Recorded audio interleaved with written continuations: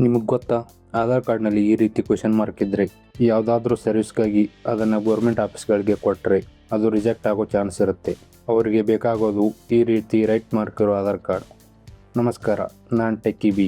ಇವತ್ತು ಈ question mark ಹೋಗಿ ರೈಟ್ ಮಾರ್ಕ್ ಬರುವಂತೆ ಈ ಸೈನ್ ವ್ಯಾಲಿಡೇಟ್ ಹೇಗೆ ಮಾಡೋದು ಅಂತ ನಾನು ತೋರಿಸಿಕೊಡ್ತೀನಿ. Let start. ಮೊದಲಿಗೆ ನಿಮ್ಮ ಕಂಪ್ಯೂಟರ್ ಅಥವಾ ಲ್ಯಾಪ್ಟಾಪ್ನಲ್ಲಿ ಬ್ರೌಸರ್ ಓಪನ್ ಮಾಡಿಕೊಂಡು ಅಡೋಬ್ ಅಕ್ರೋಬಾಟ್ ಅಂತ ಸರ್ಚ್ ಮಾಡಿ. PDF ವ್ಯೂವರ್ ಅಂತ ಬರೋ ರಿಸಲ್ಟ್ ಮೇಲೆ ಕ್ಲಿಕ್ ಮಾಡಿ. ಈ ರೀತಿ ಡೌನ್ಲೋಡ್ ಆಪ್ಷನ್ ಬರುತ್ತೆ. ಜಸ್ಟ್ ಅದನ್ನು ಕ್ಲಿಕ್ ಮಾಡಿ ಈ ರೀತಿ ಅಡೋಬ್ ಅಕ್ರೋಬಾಟ್ ಸಾಫ್ಟ್ವೇರ್ ಇನ್ಸ್ಟಾಲ್ ಮಾಡ್ಕೊಳ್ಳಿ. ಇನ್ಸ್ಟಾಲ್ ಕೆಲಸ ಮುಗಿತಾ?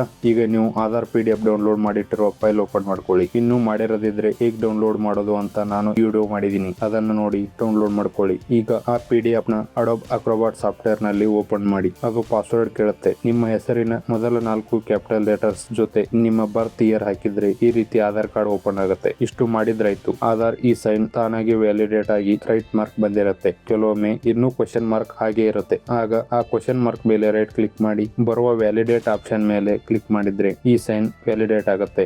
ಇಷ್ಟಾದ ನಂತರ ನೀವು Ctrl+P ಕೊಟ್ಟು ಆಧಾರ್ ಕಾರ್ಡ್ ಪ್ರಿಂಟ್ ತಗೋಬಹುದು. ಇಲ್ಲ ಪ್ರಿಂಟ್ ಟು PDF ಸೆಲೆಕ್ಟ್ ಮಾಡಿ PDF ಶೋ ಮಾಡ್ಕೋಬಹುದು. That's it guys. Video helpful ಅನಿಸಿದ್ರೆ ಲೈಕ್ ಮಾಡಿ. ಇದೇ ರೀತಿ ಮತ್ತಷ್ಟು ಇನ್ಫಾರ್ಮೇಟಿವ್ ವಿಡಿಯೋಸ್ಗಳಿಗಾಗಿ ಚಾನಲ್ಗೆ ಸಬ್ಸ್ಕ್ರೈಬ್ ಮಾಡಿ.